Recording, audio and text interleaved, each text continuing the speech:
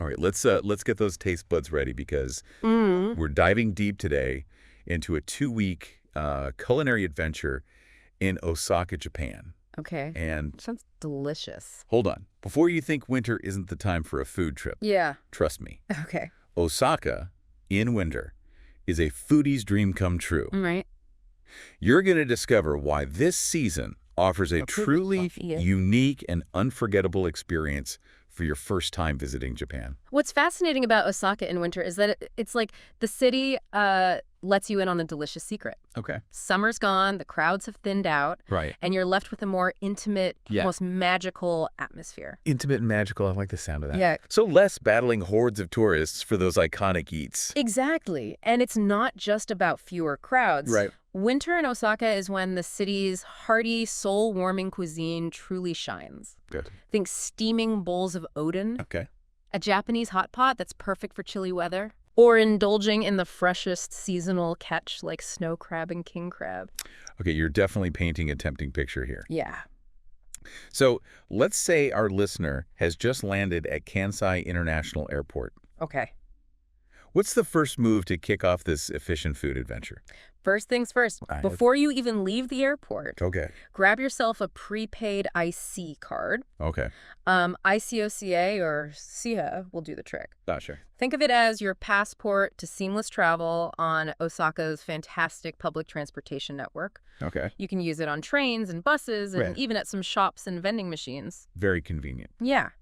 You'll need to put down a small deposit, Okay. but you can easily reload it at stations. So no more fumbling with change or trying to decipher ticket machines. That's a win in my book, especially when you're on a tight schedule. Absolutely. And to navigate that network like a pro, Okay. download Osaka's official tourism app. Right. It's got everything, maps, route planners, real-time train info, That's Amy. and even restaurant recommendations. Speaking of restaurants, I bet our listener is already working up an appetite after that flight. I would think so.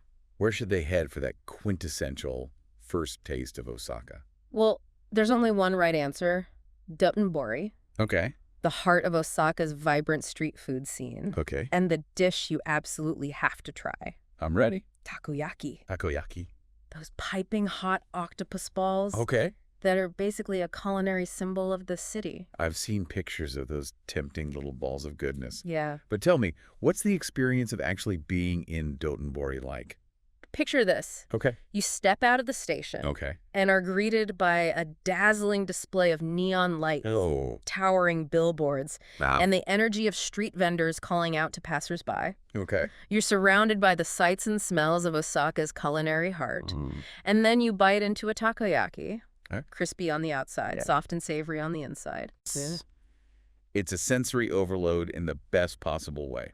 Okay, I can practically taste it. Good. So after that delicious Dotonbori immersion, Yeah. let's dive into week one. Okay. What are some must-try dishes and districts for our food-loving traveler? Well, besides those irresistible takoyaki, Yes. Osaka boasts a symphony of flavors that you won't want to miss. Okay. Let's start with okonomiyaki, Okonomiyaki. often called a savory pancake. Okay. It's this incredible creation made with cabbage, Okay. your choice of protein, think pork, seafood, or even cheese, Wow, lots of choices. and then topped with dancing bonito flakes. Dancing bonito flakes. You've got my attention. Yeah? It sounds incredibly interactive and fun. It really is. Okonomiyaki is more than just a meal. Okay. It's a social experience, Yeah. often cooked right at your table on a hot plate. Wow. And the best part Yeah. is you can customize it with all sorts of toppings and sauces. Sounds good. It's a true reflection of Osaka's playful and creative food culture. Okay, okonomiyaki is definitely at the top of my list now. Right. What else should we add to our week one culinary checklist? Next up, we have kushikatsu, Kushikatsu. which are deep-fried skewers of pretty much anything you can imagine. Meat, Sorry. seafood, Right. vegetables, even cheese. Wow. Each skewer is breaded and deep-fried to golden perfection, then dipped in a tangy, slightly sweet sauce. Sounds delicious. And here's the catch. Okay. You only dip once. Only dip once. Got Yeah. it. No double dipping allowed. Exactly. So where do we go to experience this kushikatsu haven? For a truly authentic kushikatsu adventure, Oh. venture to Shinsekai, Shinsekai. a district that's like a time capsule of 1960s Osaka. Okay, I like it. Think retro-style buildings, Okay. vibrant neon lights, Okay. and rows upon rows of kuchikatsu stalls where you can sample a variety of skewers. It sounds like a delicious blast from the past.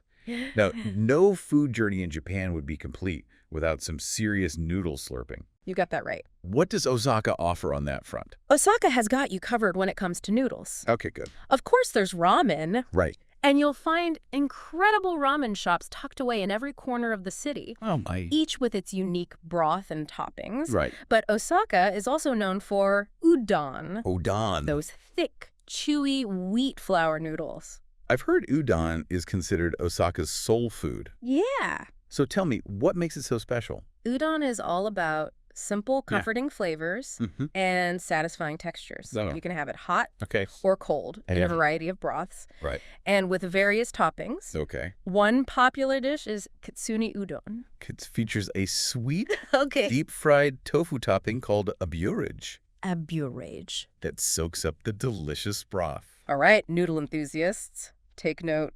Ramen and udon pilgrimage it is. So we've got a taste of the must-try dishes. Yeah. But what about the neighborhoods themselves? Where should our listener focus their exploration in this first week? We've already touched on Dotonbori for its energetic street food scene Yeah. and Shinsekai for that retro kushikatsu experience. Right? But don't miss Umeda, Umeda. the city's bustling business district, Okay. which also happens to be a haven for high-end dining and chic cafes. So a little bit of everything for every mood and budget. Right. And what about Shinsaibashi? I've heard that's a must-visit spot. Shinsaibashi is a shopper's paradise Okay. with a mix of department stores, Oh. boutiques, Yeah. and restaurants. Okay. It's also where you'll find the iconic Glico Running Man sign, Right. a symbol of Osaka. Very cool. Even if you're not a big shopper, Okay. it's worth a stroll just to soak up the atmosphere. Okay, so we've covered a lot of ground in Osaka already, Yeah, but I'm thinking our adventurous listener might be ready for a change of scenery after a few days in the city. I bet. Any ideas for a day trip that's still within easy reach? You're absolutely right. Huh. And when it comes to day trips from Osaka, Okay. there's one destination that's simply a must: Lay it on me. Kyoto, Kyoto. the ancient capital of Japan. All right. It's just a short, efficient train ride away, Oh, nice. and it offers a completely different vibe from Osaka's bustling energy. Kyoto, I'm already picturing serene temples, Yeah. beautiful gardens, Yeah, and geishas gracefully walking through the streets. it's all there. But how does the food scene compare to Osaka? Kyoto's food scene is all about tradition, Right. refinement, Okay. and seasonality. Okay. Think delicate flavors, Okay. exquisite presentation, and a deep connection to Japanese culinary heritage. Wow. If you're looking for a truly immersive cultural experience, Okay. Kyoto is the place to be. So what's on the menu for our day trip to Kyoto? I'm eager to hear about those traditional flavors. Well, Kyoto is renowned for kaiseki, Kaiseki. a multi-course meal that's more like a work of art than just a meal. Right, fancy. Each dish is meticulously prepared and presented, Okay. showcasing seasonal ingredients Okay. and highlighting the chef's artistry. So basically edible art. It's an experience that engages all your senses, Okay. from the visual beauty of the presentation to the delicate interplay of flavors. Kaiseki sounds incredible. Yeah. But it also sounds like something that requires a bit of planning and a special occasion. Yeah. What if our listeners looking for something a bit more casual? Okay. Perhaps to enjoy after exploring those serene temples you mentioned. Kyoto also excels in more casual fare Okay. for a truly unique experience. Okay. Try Shojin Ryori, Shojin Ryori. which is Buddhist vegetarian cuisine. Interesting. It's incredibly flavorful and healthy, Okay. focusing on fresh, seasonal ingredients Right. and highlighting the natural flavors of vegetables, tofu, and other plant-based ingredients. Okay. You'll find Shojin Ryori served at many temples and specialized restaurants in Kyoto. Shojin Ryori, that's a new one for me. It sounds like a delicious and mindful way to connect with the cultural side of Kyoto. Yeah. Any specific temples you'd recommend visiting for that immersive experience? One temple that stands out is Ryoanji, Ryoanji. famous for its Zen rock garden. Okay. After contemplating the minimalist beauty of the garden, All right. you can enjoy a traditional Shojin Ryori meal at the temple's restaurant. Wow, that sounds like the perfect blend of culture, tranquility, and delicious food. Exactly. I can already feel myself getting zen just thinking about it. Good. So we've got our temple visit and Shojin Ryori experience planned. Yeah. What else should we add to our Kyoto itinerary? Of course, no visit to Kyoto would be complete without a visit to Fushimi Inari Shrine. Okay. It's truly a sight to behold, All right. with thousands of vibrant orange torii gates winding their way up the mountainside. I've seen pictures. Very cool. You can easily spend a couple of hours exploring the trails. Okay. And the walk will definitely work up an appetite. The pictures I've seen of those gates are breathtaking. Mm. Okay, Fushimi Inari is definitely a must-do. Yeah. But tell me, with all this temple hopping and culinary exploration, Yeah. how do we make sure we're making the most of our time in Kyoto? We only have one day, after all. Efficiency is key when you're on a day trip. Right. Luckily, the train ride between Osaka and Kyoto is incredibly smooth Okay. and takes less than an hour. Perfect. And once you're in Kyoto, Okay. the city's bus and subway system is easy to navigate. That's good. I recommend purchasing a one-day bus pass to make getting around even easier. That's a great tip. Yeah. A day pass definitely takes the stress out of transportation. Definitely. Now, you mentioned that Kyoto is known for its traditional tea ceremonies. Yeah, Is that something we could realistically squeeze into our day trip? absolutely. Experiencing a traditional tea ceremony is a must-do in Kyoto. Okay. It's a chance to witness the intricate rituals, Okay. the precise movements, Okay. and the serene atmosphere that surround this ancient art form. You'll be guided through the steps of preparing and whisking matcha, Okay. the powdered green tea, Okay. and you'll learn about the history and cultural significance behind each gesture. I'm already feeling more relaxed just thinking about the tranquility of a tea ceremony. Yeah. So after a day of exploring temples, Yeah. wandering through those iconic orange gates, Right. and immersing ourselves in a tea ceremony, Yeah. where should we head for a final taste of Kyoto? Well, Kyoto is also a fantastic place to indulge in traditional Japanese sweets, Okay. or wagashi. Wagashi. These delicate creations are often made with mochi, Mochi. red bean paste, Okay. and seasonal ingredients, And and the- they're as beautiful to look at as they are delicious to eat. Right. You'll find wagashi shops throughout the city, Okay. but one charming spot is Nishiki Market, Nishiki. a narrow, covered market street that's been a culinary hub in Kyoto for centuries. Nishiki Market. It sounds like a feast for the senses. That is. So we can end our Kyoto day trip on a sweet note, Yep. surrounded by the sights and smells of this historic market. Yeah. What a perfect way to wrap up our first week in the Kansai region. Exactly. It's a day filled with culture, history, and of course, incredible food. Yeah. You'll leave Kyoto with a deeper appreciation for the traditions and flavors of Japan. Okay, I'm sold. Kyoto day trip is officially on the itinerary, All right.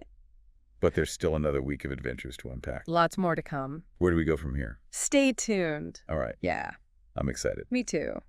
Welcome back to our Osaka deep dive. Round 2. We've tackled a delicious first week. Yeah, Takoyaki, okonomiyaki, it's a good start. a Kyoto day trip filled with temples and tea ceremonies. Very zen. I'm already feeling inspired. It's amazing how much you can experience in just 1 week, isn't it? It really is.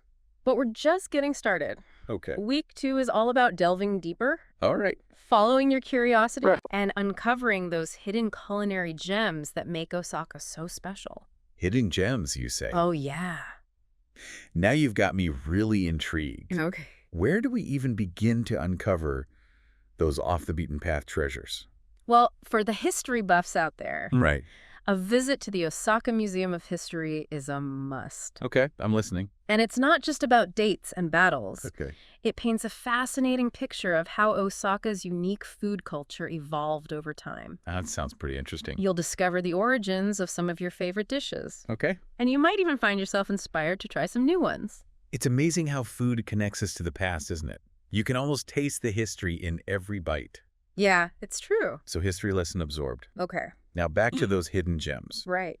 Are we talking hole-in-the-wall restaurants? Yeah. Tucked-away markets? Yeah. What's the secret? It's a bit of both. Okay. Sometimes it's about venturing beyond the main tourist zones. Okay. Exploring those quieter side streets where you're more likely to stumble upon a family-run restaurant Okay. with handwritten menus Right. and generations-old recipes. That sounds like my kind of adventure. Yeah. But I have to admit, Okay. the thought of navigating those back streets Right. and deciphering handwritten Japanese menus can be a little daunting. I get that. Any tips for our listener who might not be fluent in Japanese? Don't worry. Okay. Even a few basic phrases will go a long way. Okay. And, sometimes the best discoveries happen when you just let yourself get a little lost. Right. Follow your intuition and see where it leads you. I'm all about embracing the unexpected when I travel. Good. So we're wandering down those charming side streets, Yeah. keeping our eyes peeled for those culinary treasures. Right. What are some telltale signs that we've stumbled upon a true hidden gem? Look for places with a line out the door. Okay. That's always a good sign. Makes sense. Or maybe a restaurant that's packed with locals, enjoying their meals with gusto. Yeah, that's always a good sign. Don't be afraid to pop your head in, Okay. even if you can't read the menu. Right. A friendly smile can often do wonders. Okay, I'm ready to put on my explorer hat and dive into those culinary backstreets. Awesome.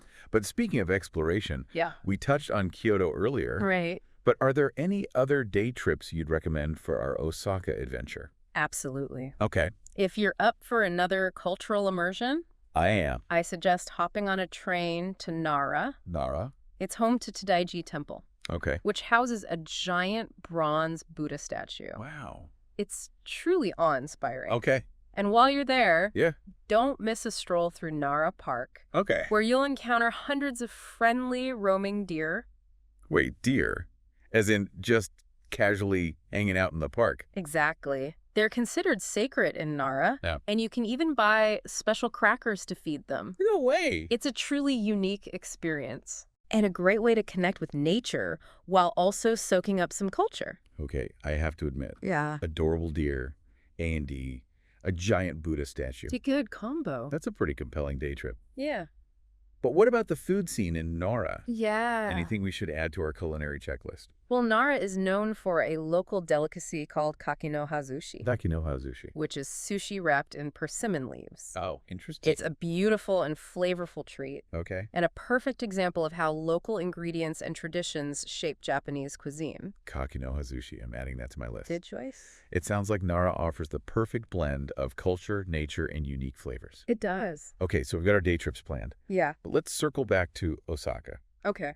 We've explored markets, Right. restaurants, Right. even delved into the history of Osaka's cuisine. Right. What else can our listener do to deepen their understanding of Japanese food culture? What's fascinating about Japan is that food is so deeply intertwined with the culture, Right. with tradition, Okay. with almost every aspect of life. I see that. It's not just about what you eat. Right. It's about the entire experience surrounding it. I love that perspective. Yeah. So how can we bring that cultural element into our Osaka food adventure? One way is to participate in a traditional tea ceremony. Right. We talked about this in the context of Kyoto. Yeah. But Osaka also offers wonderful tea ceremony experiences. Okay, awesome. You'll learn about the history, Okay. the rituals, Okay. the precise movements involved in preparing and serving matcha. Right. It's a truly meditative experience, Yep. and the taste of the matcha is heightened by the entire atmosphere. It sounds like a chance to slow down, Yeah. appreciate the moment, and Yeah. connect with the essence of Japanese culture. Exactly. I'm already feeling more zen just thinking about it. It's a wonderful way to counterbalance the bustling energy of Osaka. And, Oh, right. Speaking of tradition and beauty, Okay. another experience I'd recommend is trying on a kimono. A kimono. Now, that's an experience I've always wanted to try. It's really special. Yeah. They're more than just beautiful garments. Okay. They represent centuries of tradition and artistry. Oh. And many places in Osaka offer kimono rental and dressing services. Really? You can choose from a variety of colors and patterns. Okay. And they'll even style your hair and help you put on the kimono properly. So we can spend the day strolling through Osaka's streets, Yeah. feeling like we've stepped back in time. And imagine the photos. Exactly. Oh, I love it. And it's fascinating how the elegance and precision that you see in the kimono also reflects the Japanese approach to food. Oh, interesting. Whether it's the meticulous presentation of a kaiseki meal Right. or the careful arrangement of ingredients in a simple bento box, Right. there's a respect for beauty and detail that permeates Japanese cuisine. I'm seeing those connections now. Yeah. It's like the cultural values are woven into the very fabric of the food. It's true. Okay. Kimono experience is officially on the itinerary. Right. But with all this talk of cultural immersion, Yeah. we haven't forgotten about the main event, the food. Oh, no. We're in week 2. Oh, okay. And I'm ready to hear about those winter specialties you mentioned earlier. You're right. We can't forget about the seasonal delights that winter brings to Osaka. Right. And there's no gooder way to warm up on a chilly evening than with a steaming pot of oden. Oden, that's the Japanese hot pot, right? I have to admit, I'm not that familiar with it. Imagine a comforting broth simmering away, filled with a variety of ingredients. Daikon radish, fish cakes, fish cakes, konjac, tofu, and so much more. A lot of variety. It's a choose-your-own-adventure kind of meal. Oh, I like that. Where you select the ingredients you love, right? Let them soak up all that delicious broth, and enjoy a truly satisfying and warming experience. Okay, that sounds like the perfect antidote to a cold winter day. Yeah, it is. Where's the best place to find this Oden haven? You can find oden stalls and restaurants all over Osaka. Especially during the winter months. Makes sense. Many izakayas, those casual Japanese pubs, right, offer oden as a staple on their menus. Oh, cool. Picture this. You're bundled up, exploring the city, and your hands are freezing. I can relate to that. You duck into a cozy izakaya. The warm air envelops you, and you order a steaming bowl of oden. Perfect. Like a culinary hug. It's the kind of experience that warms you from the inside out. Yeah. So we've got oden on our list. Okay. What other winter specialties should we be on the lookout for? Well, you can't talk about winter in Japan without mentioning crab. Ooh, crab. It's crab season, and Osaka is known for its incredible crab dishes. From snow crab to king crab. You'll find it prepared in a variety of ways. Steamed, grilled, even served as sashimi. Okay, crab lovers, get ready. Yes. Any recommendations for where to indulge in this seasonal delicacy? Kuramon Market. Kuramon Market. Affectionately known as Osaka's Kitchen. Oh, I like it. Is a fantastic place to sample fresh seafood. Including crab. You can find vendors grilling crab legs right there on the spot. Ooh, nice. And many restaurants in the market specialize in crab dishes. So we're talking fresh off the boat crab. Yeah. Expertly prepared. Yeah. That's an experience in itself. Absolutely.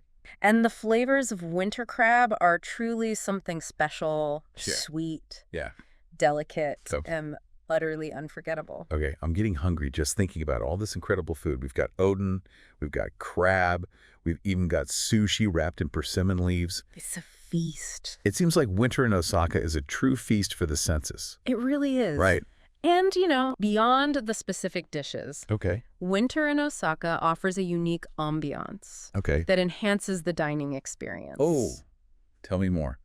What makes the atmosphere so special in winter? Well, imagine this. You've spent the day exploring temples and markets, bundled up against the chill. Right. As evening falls, you stroll through streets aglow with twinkling lights. The aroma of delicious food wafting from nearby restaurants. Wait, are we talking about those magical illuminations I've seen pictures of? Exactly. Many restaurants and streets are decorated with elaborate illuminations during the winter months. Right, wow. Creating a truly enchanting atmosphere. It sounds like something out of a fairy tale. It really is. Yeah. And the best part is you can enjoy all of this without the summer crowds. Right. You'll have more space to breathe. More time to savor each bite. And a more intimate dining experience overall. I'm officially convinced winter in Osaka is a hidden gem for food lovers. Glad to hear it. But as our 2 weeks in Osaka come to an end, I'm feeling a bit nostalgic already. I bet. What final thought would you leave our listener with as they prepare to say goodbye to this culinary paradise? I would say embrace the memories you've made. The flavors you've savored and the connections you've formed with the people and the culture. And know that this is just the beginning of your exploration of Japanese cuisine. I like that. There's always more to discover, always new flavors to experience. That's a beautiful sentiment. So, dear listener, as you wrap up your 2-week culinary adventure in Osaka, remember to take a moment to appreciate all that you've experienced. The tastes, the sights, the sounds, and the warmth of the people. It's the whole package. And remember, the journey doesn't end here. Right. Keep exploring. Yes. Keep tasting. And keep those culinary adventures alive. Absolutely. We're back for our final A deep dive into your 2-week Osaka food adventure. The grand finale. It's been a whirlwind of flavors. Yeah. From those iconic takoyaki to steaming bowls of oden. It's quite a range. We've wandered through bustling markets, gotten lost in charming back streets, and even ventured out on day trips to Kyoto and Nara. It's been a journey. It's amazing how much ground we've covered, isn't it? It is. It's impressive. And yet, there's always that feeling that we've only just scratched the surface. Yeah, I agree. Absolutely. It's like Osaka is this endless source of culinary treasures. Right. Always something new to discover around every corner. Definitely. But, as we wrap up this deep dive, I'm curious, what stands out to you as the most essential piece of advice for our listener who's about to embark on their own Osaka adventure? I'd say it's the same advice I'd give to any traveler, no matter where they're headed. All right. Embrace the unexpected. Embrace the unexpected. Be open to trying new things, even if they seem unfamiliar or a little outside your comfort zone. Let your curiosity guide you. I love that embrace the unexpected. Yeah. It's so easy to get caught up in planning and itineraries. It's true. But sometimes the most memorable moments are the ones that happen spontaneously. Exactly. And Osaka is a city that truly rewards those who are open to new experiences. I agree. You might stumble upon a hidden gem of a restaurant, strike up a conversation with a friendly local, or discover a new favorite dish that you never even knew existed. Speaking of new discoveries, one thing I've realized through this deep dive is that Osaka's food scene is about so much more than just the food itself. It is, yeah. But about the culture. Right. The traditions. Yeah. The stories behind each dish. That's what makes exploring a new cuisine so fascinating, isn't it? It really is. It's like a window into the heart and soul of a place. Yeah. And in Japan especially, food is so deeply intertwined with every aspect of life. Absolutely. Right. We've seen that through the meticulous preparation of a kaiseki meal, the intricate rituals of a tea ceremony. Right. Even the way a simple bento box is arranged. It's all connected. There's a respect for beauty, for detail, for the ingredients themselves. And that's truly inspiring. It's a reminder that food is more than just sustenance. Right. It's an art form. I like that. A form of expression, a way of connecting with people and with the world around us. Beautifully said. And as we bring this deep dive to a close, I'm curious, what's one lasting thought you'd like to leave our listener with? Something to ponder as they embark on their own culinary journey through Osaka. I'd encourage them to savor every moment. Savor every moment. Pay attention to the flavors, the textures, the aromas. Engage all your senses and let yourself be fully present in the experience. I love that savor every moment. It's so easy to get caught up in the excitement of travel. True.